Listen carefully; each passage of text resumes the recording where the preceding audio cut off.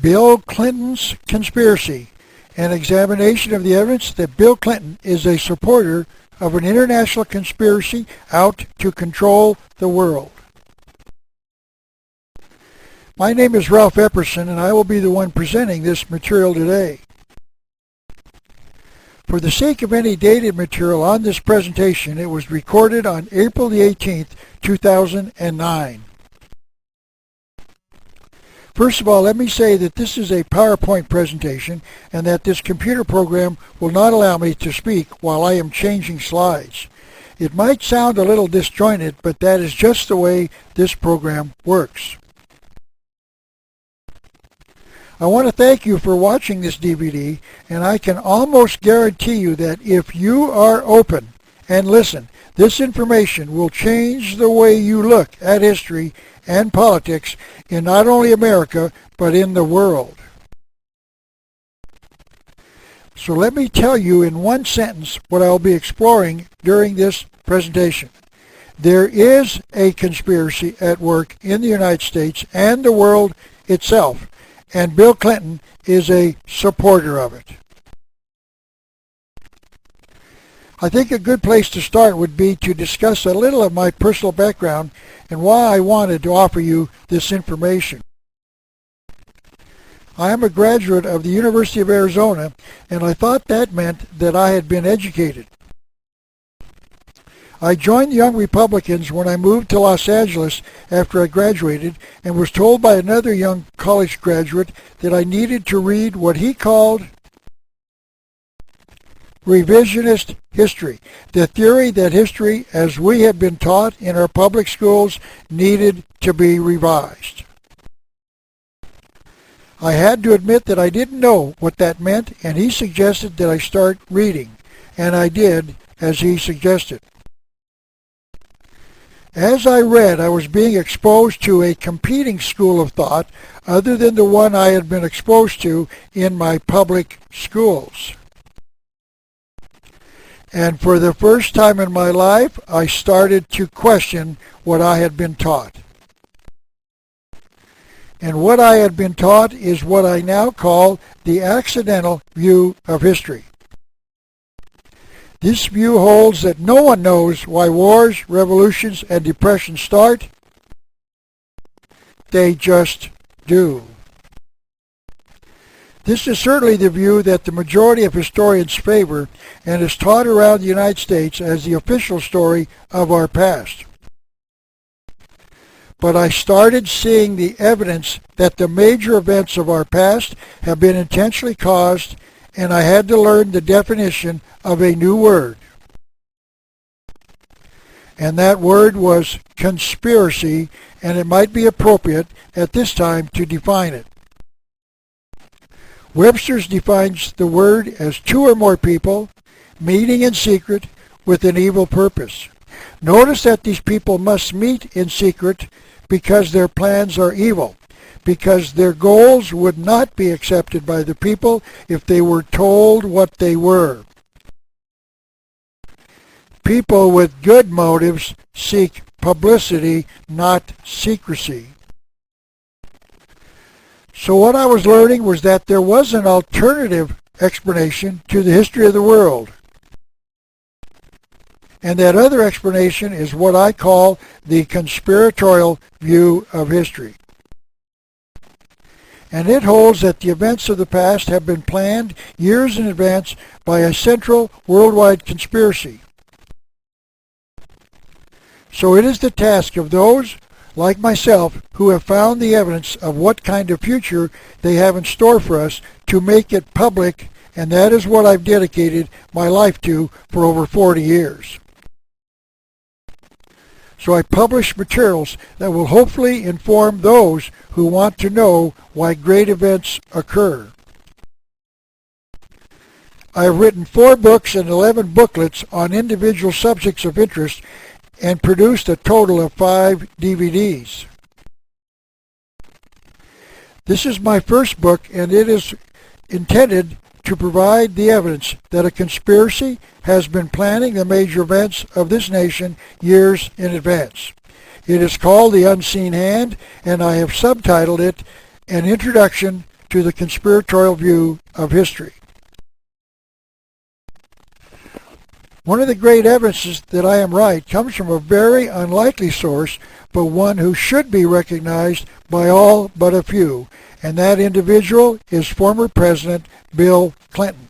Because Bill Clinton told America on a live national broadcast that there was a conspiracy and that he had been elected president because he was a supporter of it. And to start that discussion, I would like to show you a book that the former President and Vice President Al Gore wrote in 1992 entitled Putting People First. And on page 217 of this book, Bill Clinton provided us with a transcript of his acceptance speech he delivered on the night of July the 16th, 1992, when he accepted the nomination as President of the United States. And on page 231, this is what he said. As a teenager, I heard John Kennedy's summons to citizenship. And then, as a student at Georgetown University, I heard that call clarified by a professor I had named Carol Quigley. We now have to go back a few years to the summer of 1963 when Bill Clinton was selected to participate in a thing called Boys Nation, held each year in Washington, D.C. to expose some of next year's senior high school students to life in the political arena. This is a picture of young Bill Clinton shaking the hand of President John Kennedy in the Rose Garden of the White House when they met during that conference. This picture had to be taken during the summer of 1963 because, as you know, President Kennedy was assassinated in November of that year. As you will recall, Bill Clinton was elected President of the United States in 1992, and to acknowledge his defeat of President George Bush, Time magazine named Bill Clinton Man of the Year of 1993. By the way, please notice what they did when they placed Bill Clinton's picture in front of the M letter in the word Time. They strategically placed his portrait directly in front of the letter M, making the two upward points of that letter appear as if the president had horns. Were they trying to tell us something? But in truth, Time magazine should have named these two men as Men of the Year, President John Kennedy and Professor Carol Quigley, the two men who made Bill Clinton President of the United States. Just so you know, I want to apologize to Time magazine. I took one of their covers and cut out its picture and made this cover myself. I don't want to get sued by them for claiming that they made a cover when they didn't. Let me now discuss how these two men made Bill Clinton President of the United States. Bill graduated from high school in 1964, and he went to Georgetown University near Washington, D.C., and graduated in 1968. Let me show you some of what Dr. Quigley taught young Bill Clinton while he was at Georgetown. Dr. Quigley wrote the book entitled Tragedy and Hope in 1966 when Bill Clinton was a student there.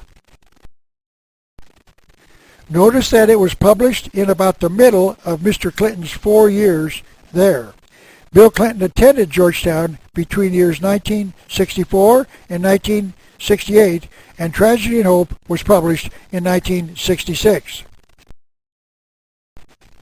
This is a photocopy of the Georgetown Alumnus magazine for the winter of 1993, meaning 25 years after Bill Clinton graduated. It says that Tragedy and Hope was required reading for Quigley's course.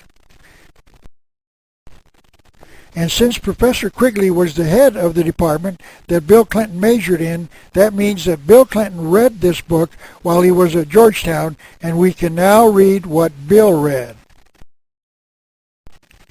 The inside desk cover of the book says that Dr. Quigley was the professor of history at the Foreign Service School at Georgetown University, and that he formerly taught at Princeton and Harvard. He received his PhD from Harvard as well. Let's now see what Dr. Quigley taught young Bill Clinton. This is taken from page 950 of Tragedy and Hope. There does exist and has existed for a generation, meaning back to around 1920, an international Anglophile network which operates. By the way, the word Anglophile means that this network was primarily English, but notice that Dr. Quigley says it is also international, meaning that foreigners could join as well. So this network operated to some extent in the way the radical right, and by the way, that means people like me who research their activities, believes the Communist Act. In fact, this network has no aversion to cooperating with the communists or any other group, and frequently does so. I know of the operations of this network because I studied it for 20 years, meaning back to just after World War II, and was permitted for 2 years in the early 1960s to examine its papers and secret records. And now listen to this incredible confession. Dr. Quigley said, "I have no aversion to it or most of its instruments. But in general, my chief difference of opinion is that it wishes to remain unknown. And I believe its role in history is significant enough to be known." This is an absolutely staggering statement.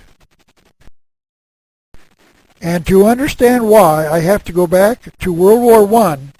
This war was fought between the years of 1914 and 1918. And the plan was to involve a lot of nations in the wars, to convince the people of the world that nations cause wars, and that a world government should be created that would ultimately abolish national sovereignty. This war murdered 16 million people. That's 16 million people. 16 million. The picture in the background is of a World War I cemetery in France. The League of Nations was created for that purpose, but the Senate of the United States refused to ratify the treaty. So in 1920, the Council on Foreign Relations was created to slowly convince the American people that we needed a world government to ultimately abolish nationalism. In other words, if we did not have nations, we would not have wars. And to accomplish that goal, this conspiracy planned World War II, which started in 1941, but was planned as early as 1920. Once again, the plan was to involve many nations, to further convince the people of the world that nations cause wars, and if we didn't have nations, we wouldn't have wars. And this war murdered 53 million people. 53 million people. 53 million. The picture in the background is of a World War II cemetery in France, where 14,000 American soldiers are buried. That's 14,000 American soldiers, 14,000. All because this network had a goal for the world to create the United Nations, to ultimately create a world government, to abolish national sovereignty, and Dr. Quigley has no aversion to what this conspiracy did.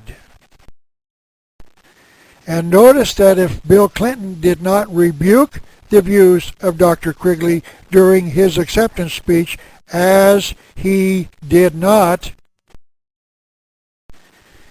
that means that Bill Clinton also has no aversion to the murder of 53 million people to give the world the United Nations.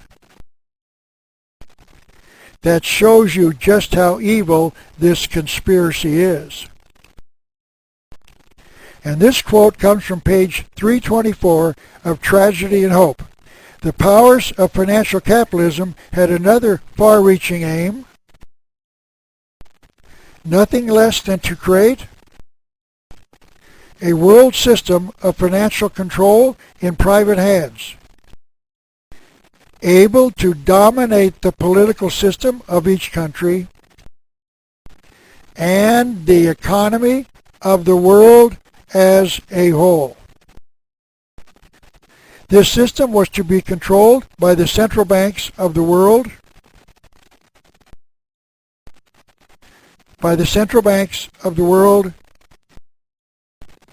and just so you know, America has a central bank. It is called the Federal Reserve, but it is not federal, it's privately owned.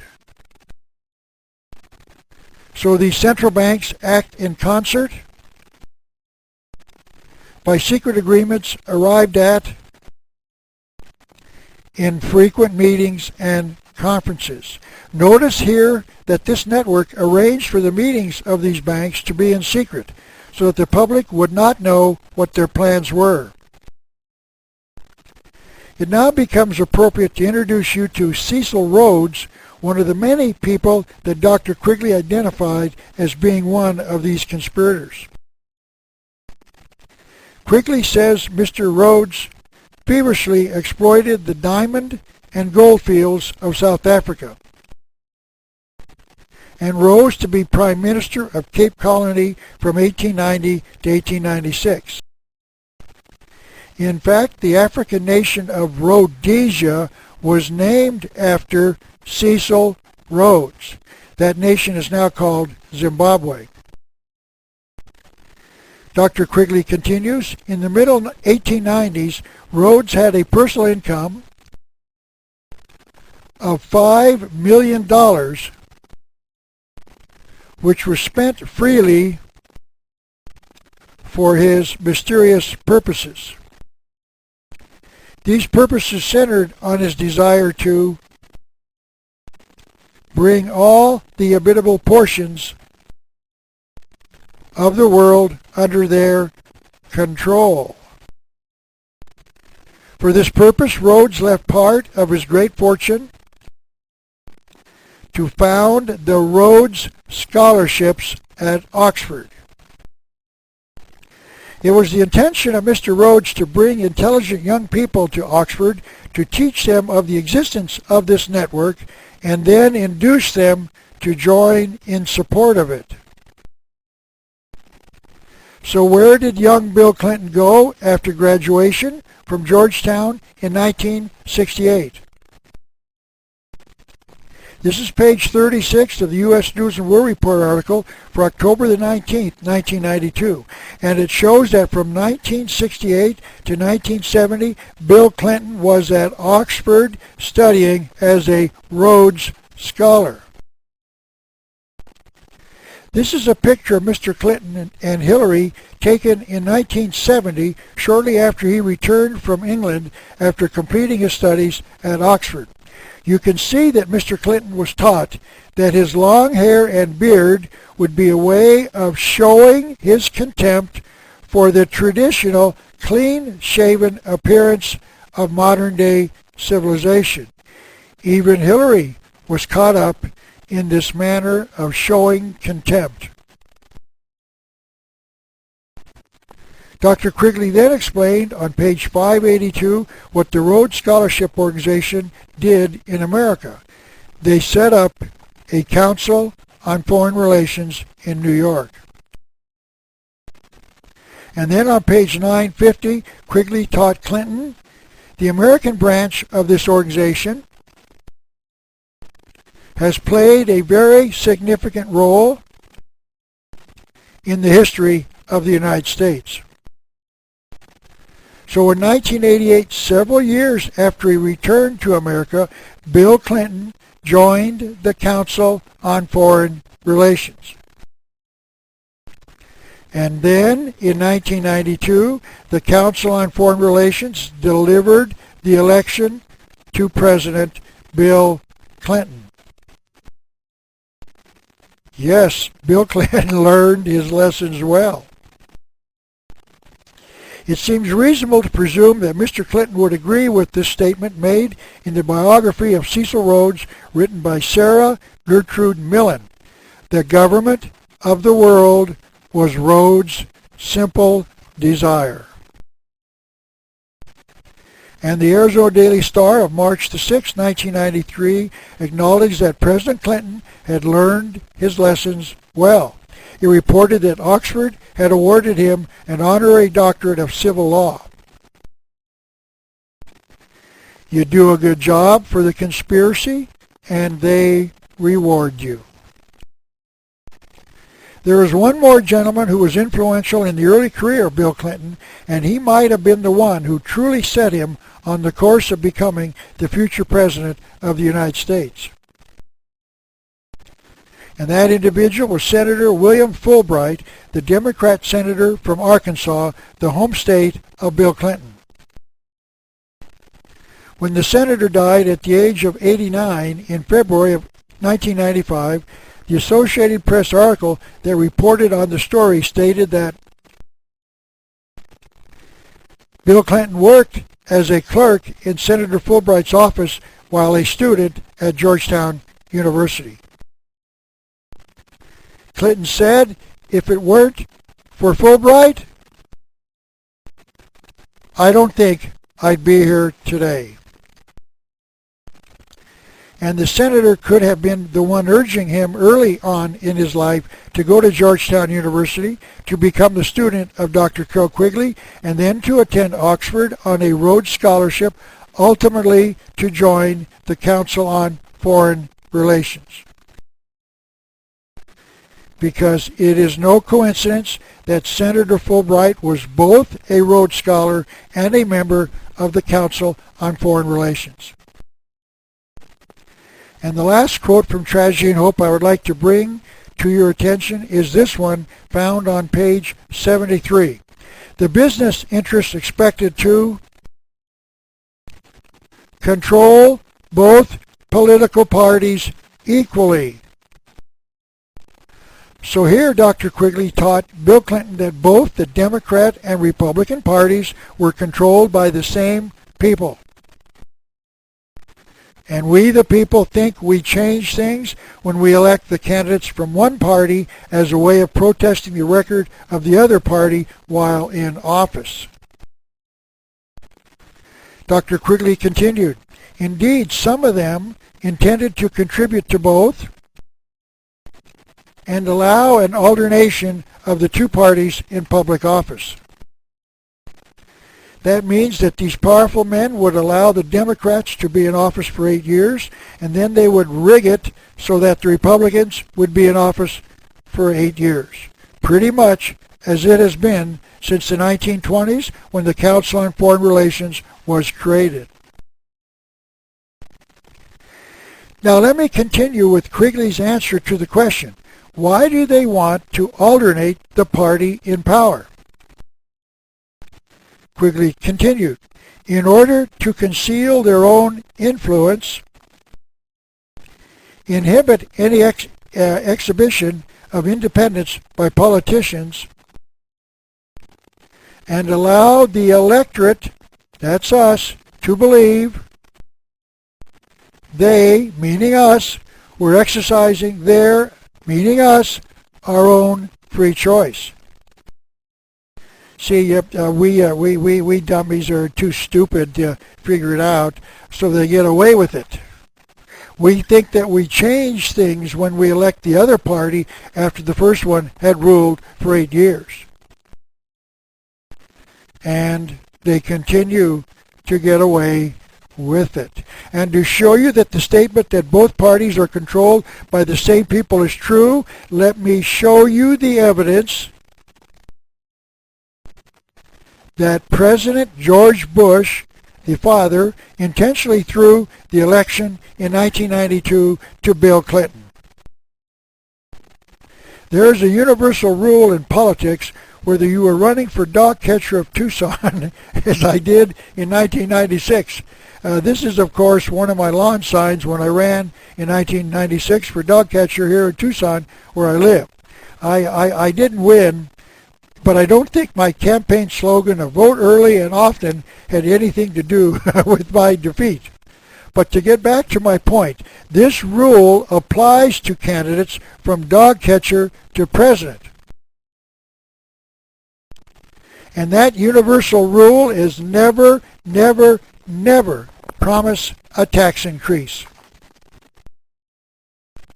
You can talk about increasing benefits or adding new bureaus, but you must never, never, never tell the electorate that you will increase taxes to pay for your new benefits or new bureaus.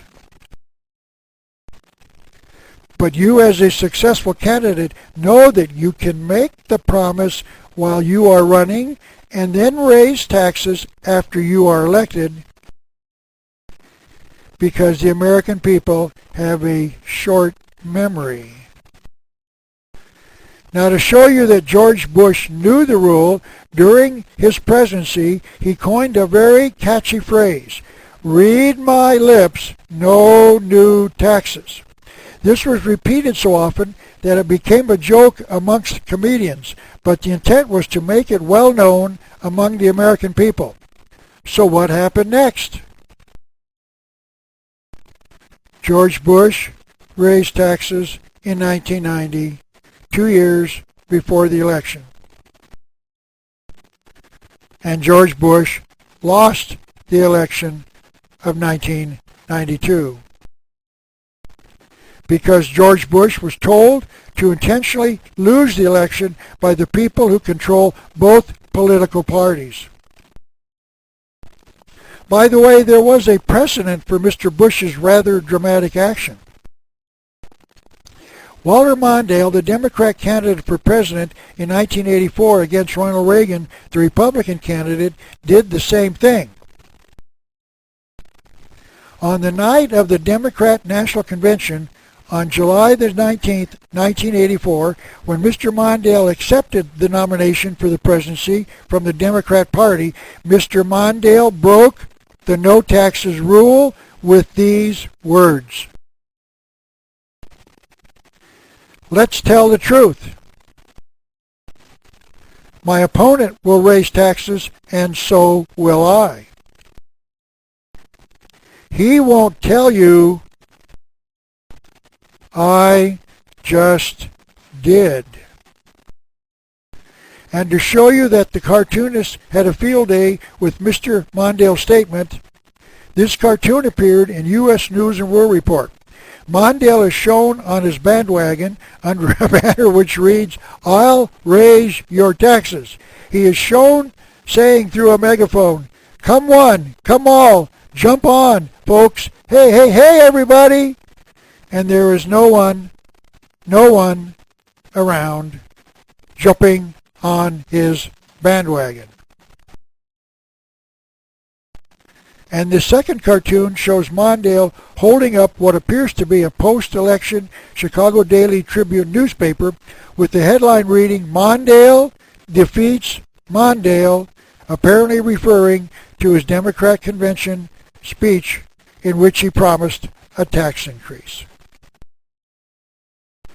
And as could be predicted by anyone who knew the rule, Mondale lost the election of 1984 intentionally. And yes, ladies and gentlemen, Walter Mondale was also a member of the Council on Foreign Relations. Notice that both the Republican and Democrat presidential candidate was asked to throw his election, and both of them did by breaking the no taxes rule. So this is evidence that both political parties are controlled by the same people. That means that the conspiracy wanted Bill Clinton in office. He had followed the yellow brick road, and a conspiracy made him president of the United States. Now let me point out that to Dr. Quigley's credit, he did experience a slight change of heart about his support of this conspiracy. 4 years after his death in 1977, Dr. Quigley's new book was published. It was entitled The Anglo-American Establishment. First of all, please notice that the flag of the United States shown on the dust cover of the book is upside down. This is a universal distress sign that a nation is in trouble. So the implication of the publishers is that the United States was in trouble, apparently because of this international network. And this is part of the evidence that Dr. Quigley had some reservations about what he discovered about the power of this network. This paragraph underneath his picture on the back cover of the book says these are the words of Professor Quigley before he passed away. No country that values its safety should allow what this network accomplished. That a small number of men would be able to wield such power in administration and politics, should be given almost complete control over the publication of documents relating to their actions, should be able to exercise such influence over the avenues of information that create public opinion, and should be able to monopolize so completely the writing and the teaching of the history of their own period. Welcome aboard, Dr. Quigley. Dr. Quigley went on, "It is not easy for an outsider to write this history of a secret group of this kind, but it should be done. For this group is one of the most important historical facts of the 20th century. But agreeing with the group on goals, I cannot agree with them on methods. In this group were persons whose lives have been a disaster to our way of life. Unfortunately, their influence has been strong, and thus ends the story of Dr. Carroll Quigley. If Dr. Quigley was alive today and I could talk to him, I would say, if only you had said this before this international network you so strongly supported and had no aversion to, murdered 53 million people in World War II, they might still be alive today. But I must be fair to Dr. Quigley. At least he figured it out and tried to correct his early support of this international network. he deserves the praise of freedom-loving people all over the world. But his attempt to clear the air poses a real problem for Bill Clinton. He also said that he had no aversion to this conspiracy. And while Dr. Quigley finally objected to its evil methods of wars, depressions, and revolutions, during Clinton's entire 8-year administration, he did not renounce the methods of this network. In fact, he appointed hundreds of their members, fellow members of the Council on Foreign Relations, to positions inside his administration. I would now like to read a short list of his key appointments right after he became president in 1993. Each of these men and women were members of the Council on Foreign Relations, the organization created by the Rhodes Network. I will not indicate which position he appointed them to, but will just list their names.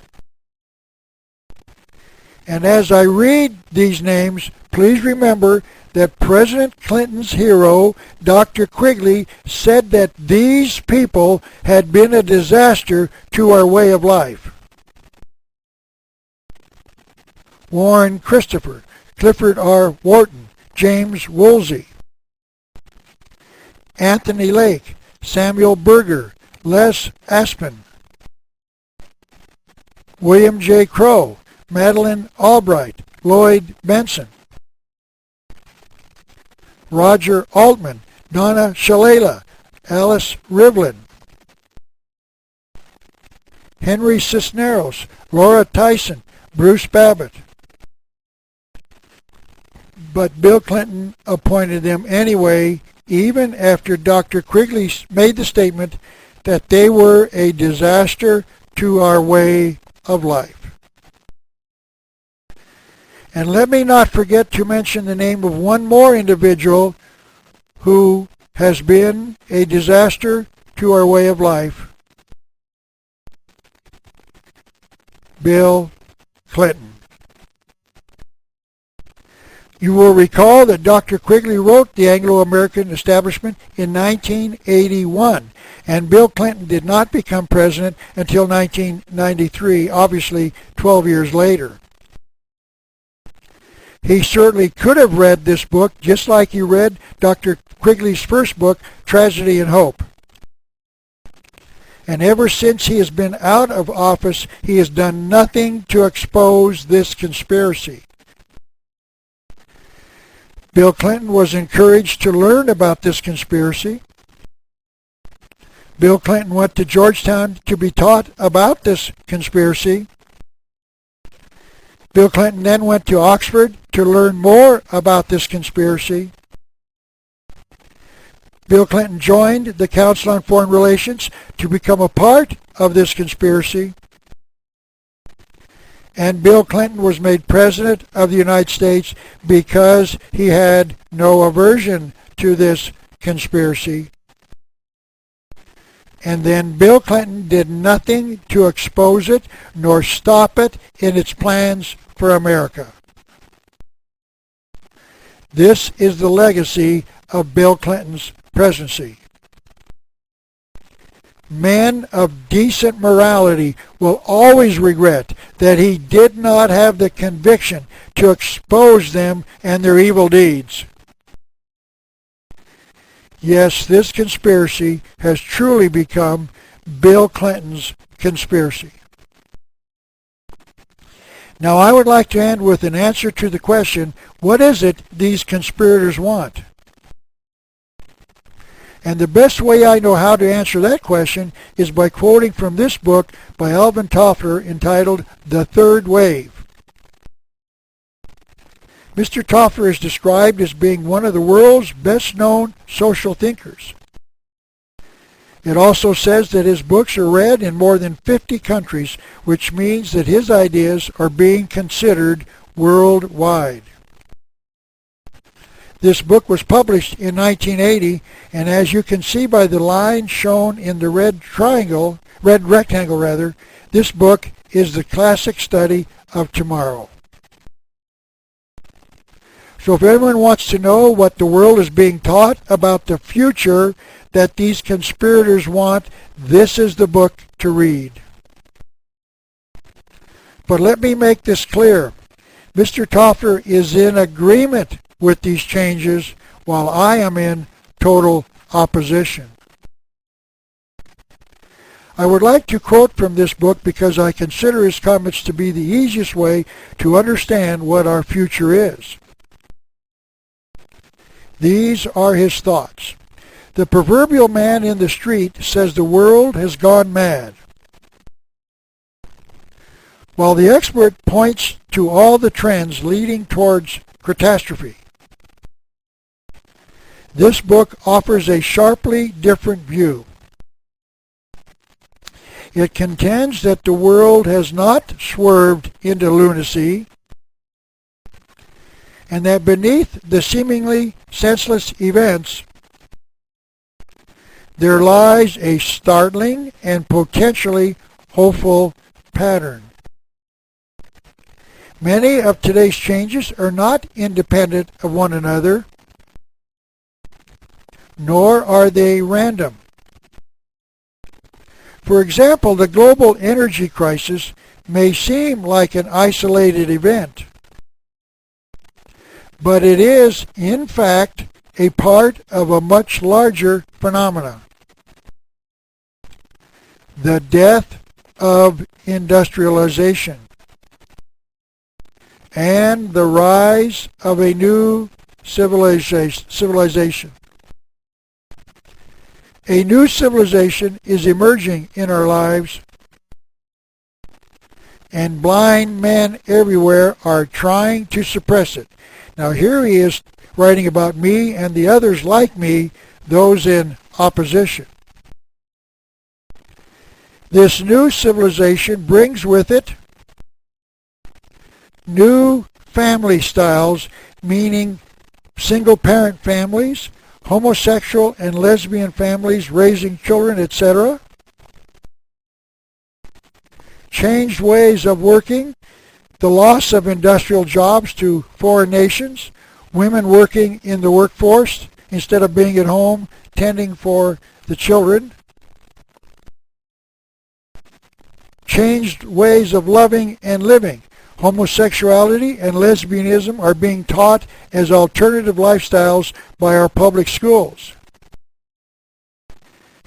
And a new economy, the destruction of the free enterprise system. And lastly, new political conflicts. Communism is no longer our enemy, radical Islam is. And then he repeats his claim that everything that is happening around us is happening by design. This book is based upon the assumption that the jolting changes we are now experiencing are not chaotic or random, but that, in fact, they form a sharp, clearly discernible pattern. When we understand this, many seemingly senseless events become suddenly comprehensible. So there you have it, my fellow Americans. Our future is being planned by this conspiracy unless we prevent it. Yes, I submit to you, the viewer, that Bill Clinton's conspiracy is real. So let me conclude with this last thought. Now you know that our future is not something we would choose if we had a choice. I am hopeful that you will learn more about this conspiracy and have the conviction to further expose it. Thank you for your interest, and may God bless America.